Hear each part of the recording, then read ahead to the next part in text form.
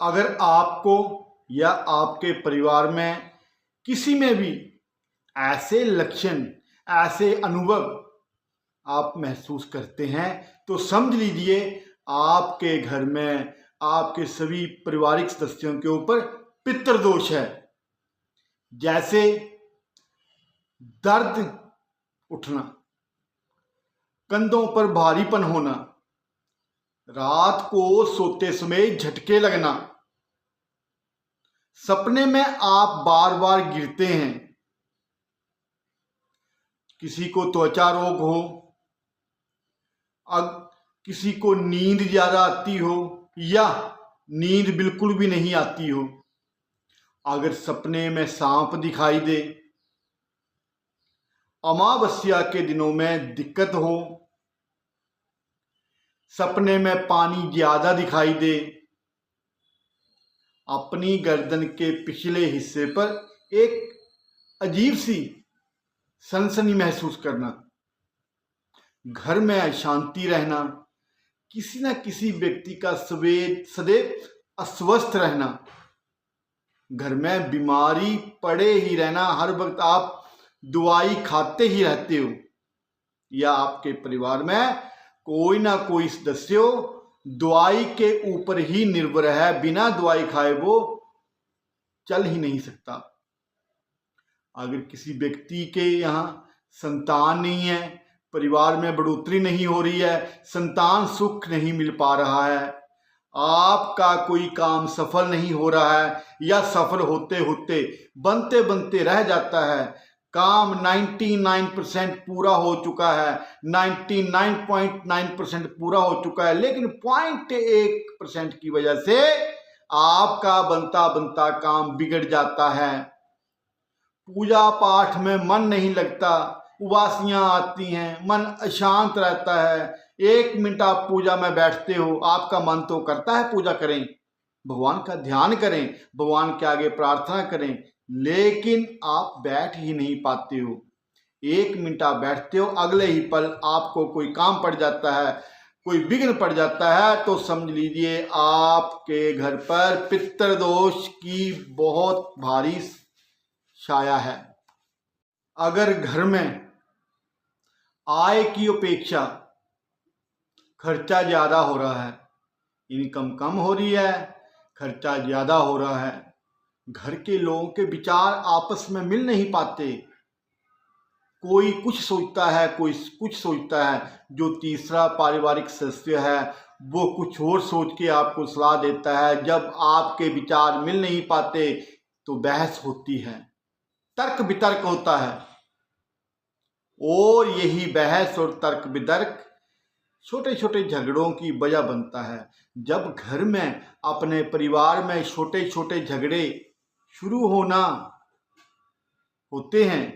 होते हैं, स्टार्ट होते हैं, तो यही छोटे छोटे झगड़े बाद में बहुत बड़े बड़े झगड़ों में तब्दील हो जाते हैं। इस वजह से घर में अशांति बनी रहती है, घर में कलह का माहौल बना रहता है, हर कोई एक दूसरे के विचारों से सहमत ना होकर एक दूसरे की शक्ल तक देखना पसंद नहीं करते, बात तक करना पसंद नहीं करते। अच्छे आय होने पर भी घर में बरकत ना हो, धन इकट्ठा नहीं हो पाता,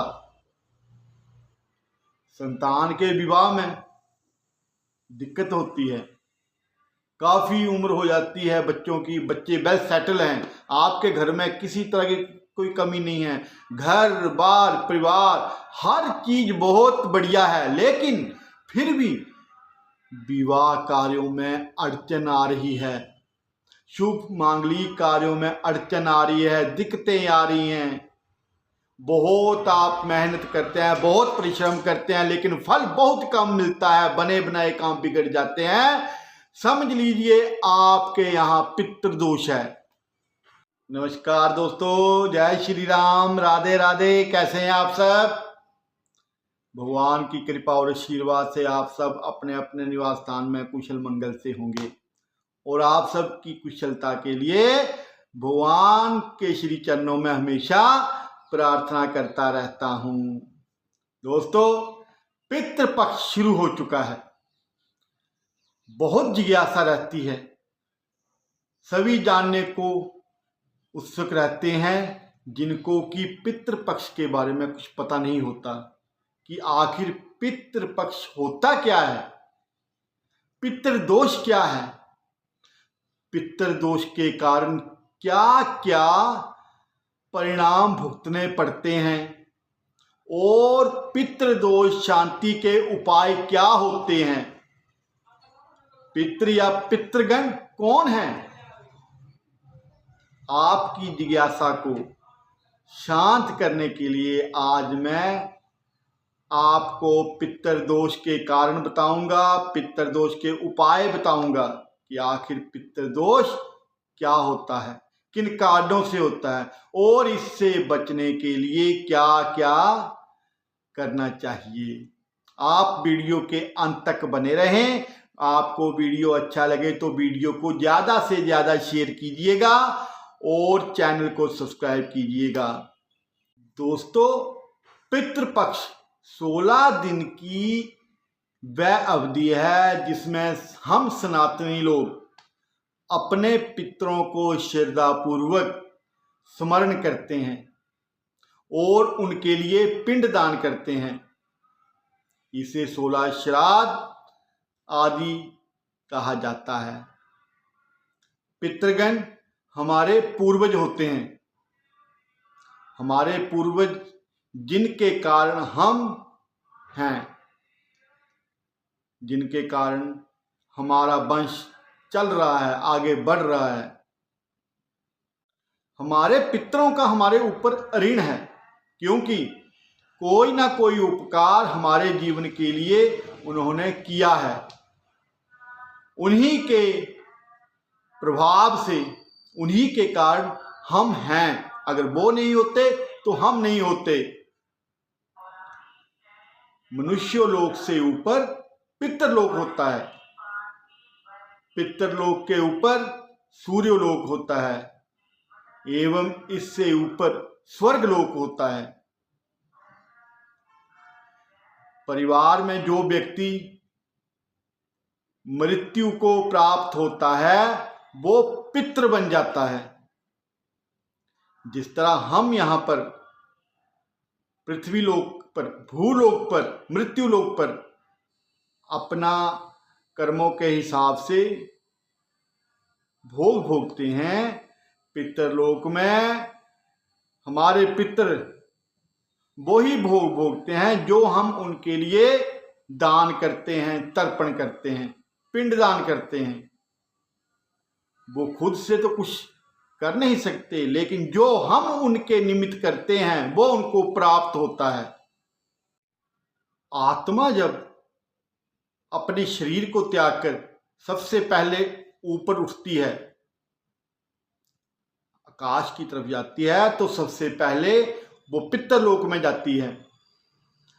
वहां हमारे पूर्वज मिलते हैं।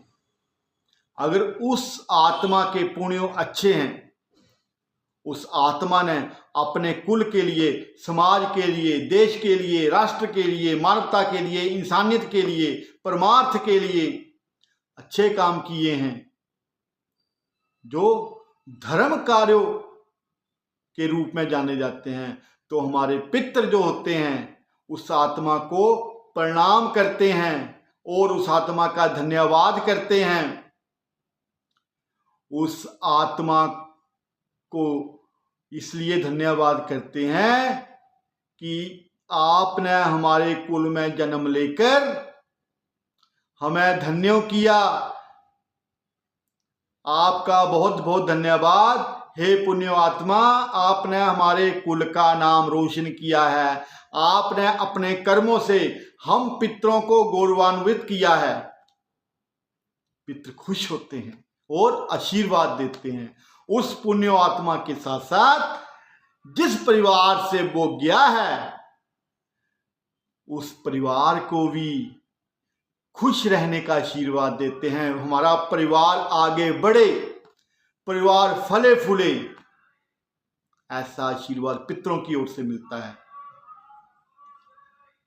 इससे आगे आत्मा अपने पुण्यों के आधार पर सूर्यलोक की ओर बढ़ती है। वहां से आगे यदि और अधिक पुण्य हैं तो आत्मा सूर्योलोक को भेद कर सूर्योलोक के चक्रव्यूह को लांघकर स्वर्गलोक की तरफ प्रस्थान करती है। लेकिन करोड़ों करोड़ों करोड़ों आत्माओं में से कोई एक आध आत्मा ही ऐसी होती है जो परमात्मा में समाहित होती है, जिसे मोक्ष की प्राप्ति होती है, जिसे प्रभु श्री चरणों में स्थान मिलता है और जो जन्म मरण के चक्कर से मुक्त हो जाता है। वो आत्मा मुक्त हो जाती है। करोड़ों करोड़ों में कोई एक आत्मा होती है जिसे दोबारा जन्म नहीं लेना पड़ता। मनुष्यलोक एवं पितरलोक में बहुत सारी आत्माएं पुनः अपनी इच्छा वश मोहवश अपने कुल में जन्म लेती हैं। किसी इंसान की मृत्यु हो रही है और आखिरी पल में उसके मन में एक आशा रह जाती है, एक संशय रह जाता है, काश मैं अपने परिवार में ये कर पाता, काश मैं अपने परिवार के अमूक व्यक्ति की शक्ल देख पाता, अमूक व्यक्ति की शादी देख पाता, अमूक व्यक्ति के बच्चों को अपनी गोदी में खिला पाता। ऐसे ऐसे जो इच्छाएं होती हैं वो पुनः इंसान को धरती पर आने को मजबूर करती हैं।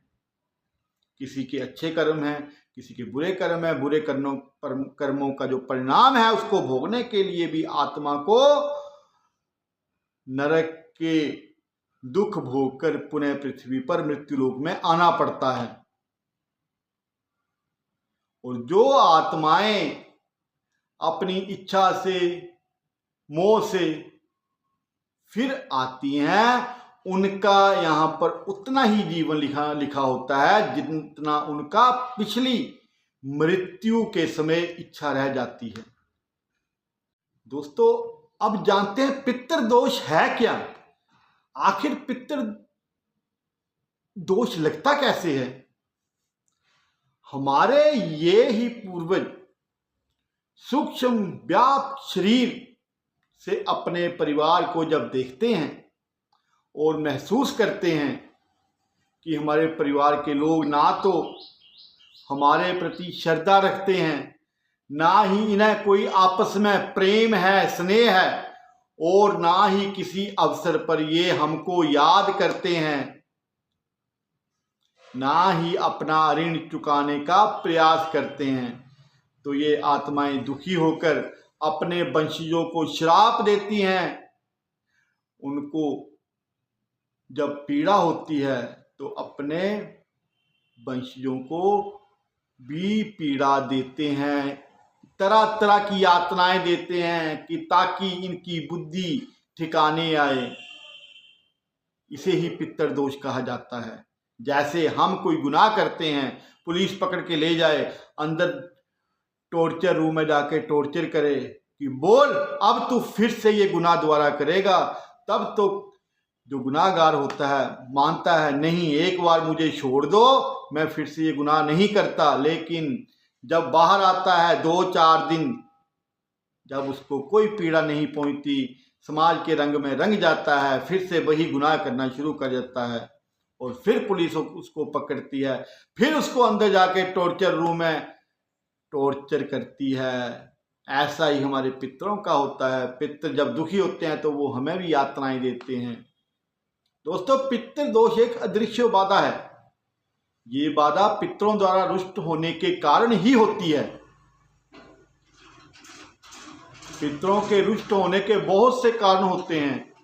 आपके आचरण से, किसी परिजन द्वारा की गई गलती से, श्राद्ध आदि कर्म ना करने से, अंत्येष्टि कर्म में, अंतिम संस्कार में अगर कोई त्रुटि रह जाए, कोई गलती रह जाए, उसके कारण भी पितृ दोष होता है। इसके अलावा जिनके घर में प्रेत बाधा हो, घर में सदैव अशांति रहती हो, परिवार के लोगों के आपसी मतभेद रहते हो, बार बार दुर्घटना घटित होना, ये भी पितृ दोष का कारण माना जाता है। परिवार के सदस्यों का बार बार बीमार पड़ना, संतान ना होना, विकलांग होना, अकाल मृत्यु होना, मति भ्रम होना, बच्चा अपाहिज होना, बच्चा मंदबुद्धि परिवार में पैदा होना, आर्थिक परेशानी होना, ऋण बहुत ज्यादा बढ़ जाना, विवाह आदि में असफलता, तलाक होना, ऐसे बहुत से कारण हैं जिनके कारण पितृदोष माने गए हैं। ये सब पितृदोष के कारण हैं। 95 तरह के 95 तरह के अगर घर में, घर के सदस्यों में ऐसे लक्षण देखने को मिले तो समझ लीजिए आपके घर में बहुत भारी पितृकोप का साया है, पितृदोष का साया है। पितृदोष दो प्रकार से प्रभावित करता है। एक अधोगति वाले पितरों के कारण, दूसरा उर्ध्वगति पितरों के कारण। अधोगति वाले पितरों के दोषों का मुख्य कारण परिजनों द्वारा किया गया गलत आचरण, अतिरिक्त इच्छाएं, ज्यादा पाने का मोह रखना, ज्यादा पाने की लालसा रखना, दूसरों की जायदाद, दूसरों के धन के ऊपर अपनी नजर गिराए रखना और उसका गलत उपयोग करना।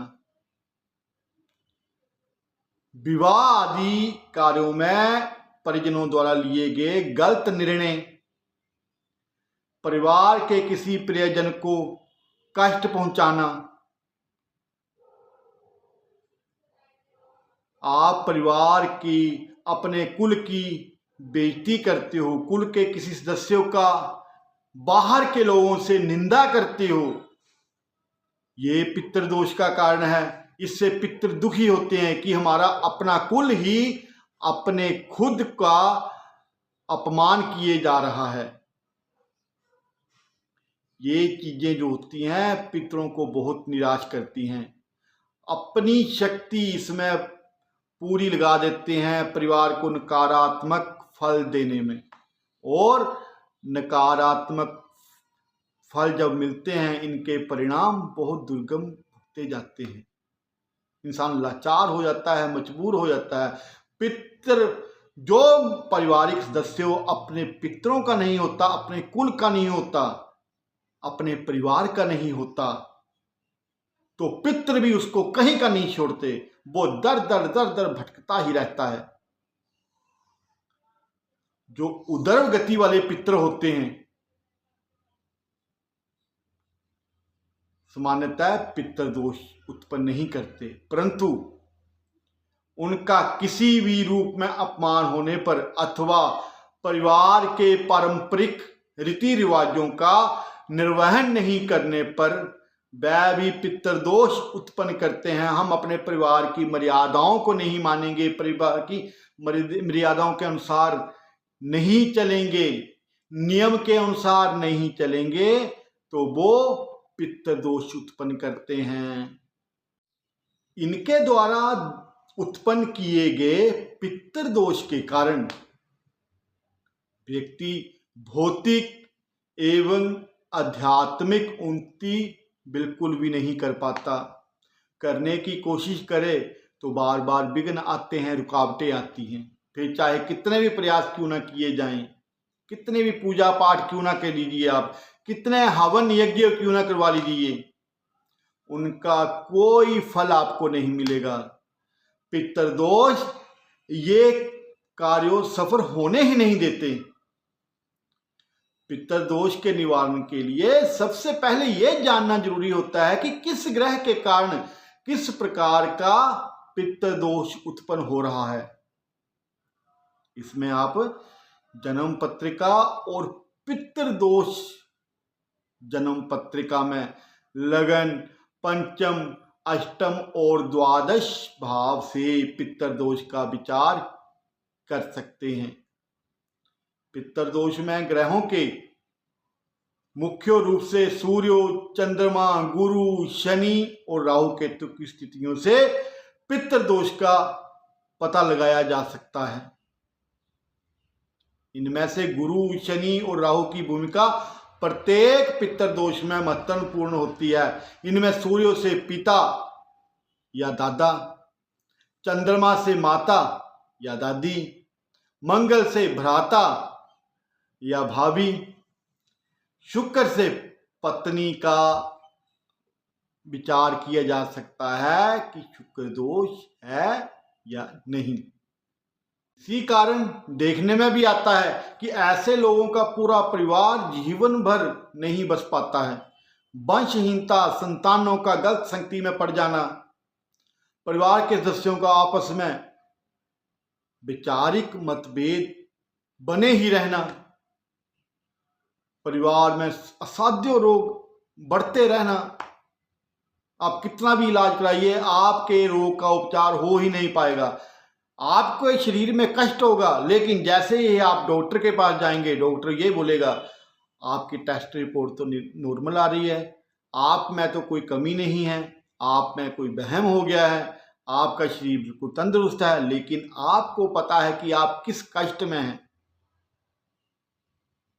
चलने फिरने में, देखने में आप बिल्कुल हट्टे कट्टे तंदुरुस्त लगेंगे, लेकिन आप अपने आप में ऐसे लगेंगे जैसे कि आप खोखले हो चुके हैं। दूसरा आदमी ऐसा कहेगा कि ये तो नौटंकी कर रहा है। ऐसा बहुत बार देखने में मिलता है। मेरे पास बहुत प्रश्न ऐसे आते हैं और उनके उपाय भी हमने बहुत किए हैं। उन साधकों को बहुत आराम भी मिला है। दोस्तों, पितृदोष कहीं का नहीं छोड़ता। अभी कल एक सज्जन मुझे बोल रहे थे कि आप भ्रम फैलाते हो। भाई साहब, हम भ्रम नहीं फैलाते। हम अपनी सनातन परंपरा के अनुसार अपने भाइयों को, अपने बहनों को, अपनी माताओं को, जिनको नहीं पता है, उनको हम जागरूक करते हैं। उनको हम अपने शास्त्रों के जरिए, अपने ग्रंथों के जरिए जो उसमें सार लिखा है वो बताते हैं। भ्रम तो वो लोग फैलाते हैं जो कहते हैं ऐसा कुछ नहीं होता, श्राद्ध कुछ नहीं होते, पितृ कुछ नहीं होते। अपने सनातन में पैदा होकर सनातन धर्म की रक्षा नहीं करना, सनातन धर्म की परंपरा को नहीं मानना, ये भ्रम फैलाना है। अपने शास्त्रों के अनुसार चलना, ये भ्रम फैलाना नहीं होता, ये जागरूक करना होता है। हमारा सनातन धर्म करोड़ों सालों से धुरी पर टिका हुआ है। आज भी सनातन डंके की चोट पर सबसे अच्छा धर्म माना जाता है। सनातन की परंपरा सबसे ज्यादा विश्वसनीय और भगवान को पाने वाली है। सनातनी कभी भ्रम नहीं फैलाते। सनातनी आपसी भाईचारा सिखाते हैं। सनातनी पूरे विश्व को, पूरे ब्रह्मांड को, पूरी धरती को जीने की कला सिखाते हैं। जिस सनातन में राम जी हुए, कृष्ण जी हुए, इतने बड़े बड़े अवतार हुए हैं, ये भ्रम नहीं सिखाते, ना भ्रम फैलाते हैं। हम तो दुनिया को सनातन की परंपरा के अनुसार चलने की सीख देते हैं। और आप जैसे लोग जो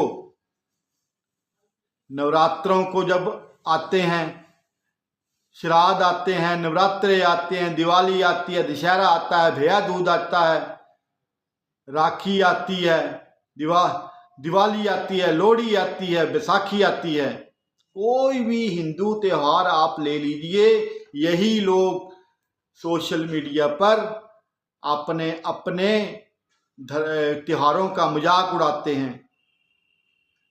फेसबुक, व्हाट्सएप, ट्विटर और कई इतने सोशल मीडिया के साधन हैं। अपने धर्म का खुद ही मजाक उड़ाते हुए एक दूसरे की पोस्ट को फॉरवर्ड करते हैं। इन लोगों को जरा शर्म नहीं आती है और हम पर प्रश्न उठाते हो। आपको लानत है, आपको शर्म आनी चाहिए। अपने धर्म को उठाओ, अपने धर्म के प्रति आपकी जवाबदेही बनती है जिस धर्म में आपने जन्म लिया है। भगवान आपको जल्दी सद्बुद्धि दे, क्योंकि सनातन परंपरा के अनुसार आपने जन्म लिया है और सनातन परंपरा के अनुसार आपकी जिंदगी के सभी रस्में हो रही हैं और सनातन परंपरा के अनुसार ही आप मरने के बाद आपका अंतिम संस्कार होगा। इसलिए अपने धर्म के प्रति कट्टर बनिए, अपने धर्म के बताए हुए नियमों के अनुसार चलिए, नहीं तो जिस दिन पितृदोष पड़ेगा, पितृकोप होगा, आप कुछ कहने के लिए तो क्या, आप हाथ में मोबाइल पकड़ने के काबिल भी नहीं रहेंगे। और ये मैं आपको लिख कर देख सकता हूं, मैं गारंटी देता हूं, आपको समझ जाइए। दोस्तों, पितृदोष लगने के बहुत से और भी कारण होते हैं, जैसे पितरों का विधिवत संस्कार नहीं होना, श्राद्ध ना करना, पितरों की विस्मृति, पितरों को बुला देना या पितरों का अपमान करना। जैसे हम बोल देते हैं कई बार, यार हमारे पूर्वज, हमारे बाप दादा कौन सा हमारे लिए कुछ छोड़ के गए हैं, लोगों के बाप दादा इतना कुछ छोड़ के गए हैं, हमारे बाप दादा क्या छोड़ के हैं। ऐसा अपमान करने से पितर नाराज होते हैं। अपने धर्म के विरुद्ध आचरण करना पितृदोष। वृक्ष को कटवाना, जिन वृक्षों पर फल लदे हों उनको कटवाना, बट वृक्ष को कटवाना, पीपल के पेड़ को कटवाना, ये पितृदोष का कारण है। नाग देवता की हत्या करवाना या उसकी मृत्यु का कारण बनना या मारते हुए देखना, ये आपके पितृदोष का कारण है। गौ हत्या करना या गौ माता का अपमान करना, ये पितृदोष का कारण है। नदी में, कुएं में, तालाब में या पवित्र स्थान पर अगर आप मल मूत्र करते हो, ये पितृदोष है। अपनी कुल की देवी, कुल के देवता को भुलाना, उनको याद नहीं करना, ये पितृदोष का कारण है। पवित्र स्थल पर आप कहीं गए हैं, वहां पर आप गलत काम करते हो, गलत काम करने का मतलब आप अच्छे से समझ रहे होंगे, ये पितृदोष का कारण है। पूर्णिमा में, अमावस्या या पवित्र तिथि को संभोग करना पितृदोष का कारण है। पूज्यो स्त्री के साथ, धार्मिक विचारों वाली स्त्री, जो पतिव्रता स्त्री होती है, उसके साथ गलत संबंध बनाना पितृदोष का कारण है। नीच कुल में विवाह करना पितृदोष का कारण है। पराई स्त्रियों के साथ उनकी मर्जी के अनुरूप, उनके मर्जी के खिलाफ जाके जबरदस्ती संबंध बनाना पितृदोष का कारण है। गर्भपात करना, अबॉर्शन करना या किसी जीव की हत्या करना, ये पितृदोष का कारण है। अपने कुल की औरतों को अपमान करना या अमर्यादित करना, ये पितृदोष का कारण है। पूजनीय व्यक्तियों, महात्माओं, साधु, संतों आदि का अपमान करना, ये पितृदोष का कारण है। इन सब दोषों से हमें बचना चाहिए। ये हमारे दिनचर्या के कार्य होते हैं जो हम जाने अनजाने, गाहे बगाहे करते रहते हैं और हम इससे अपने पितरों को नाराज करते हैं।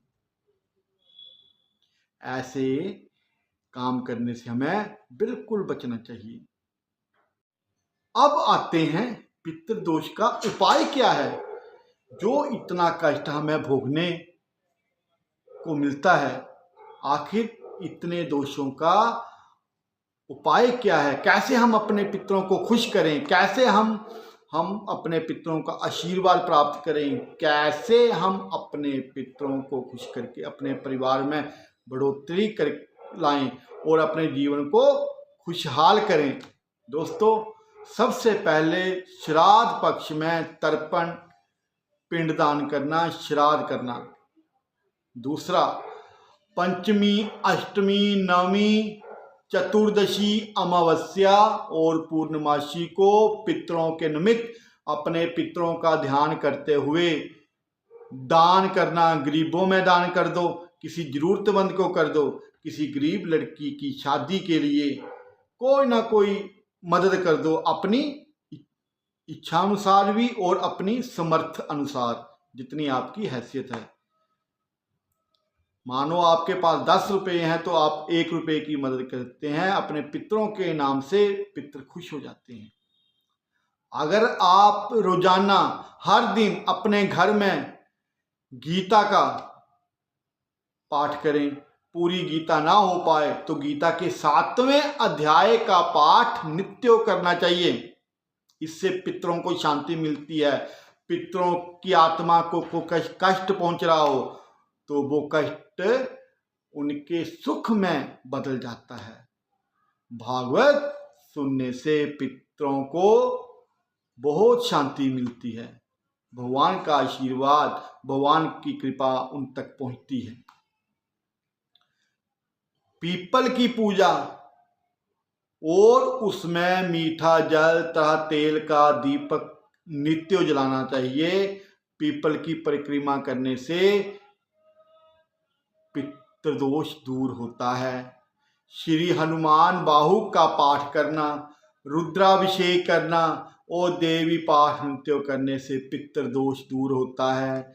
श्रीमद् भागवत के मूल पाठ घर में श्राद्ध पक्ष में करना चाहिए। श्राद्ध पक्ष अगर आपकी इच्छा हो तो आप नित्य भी कर सकते हैं, लेकिन नित्य ना भी कर सकें तो श्राद्ध पक्ष में जरूर करना चाहिए।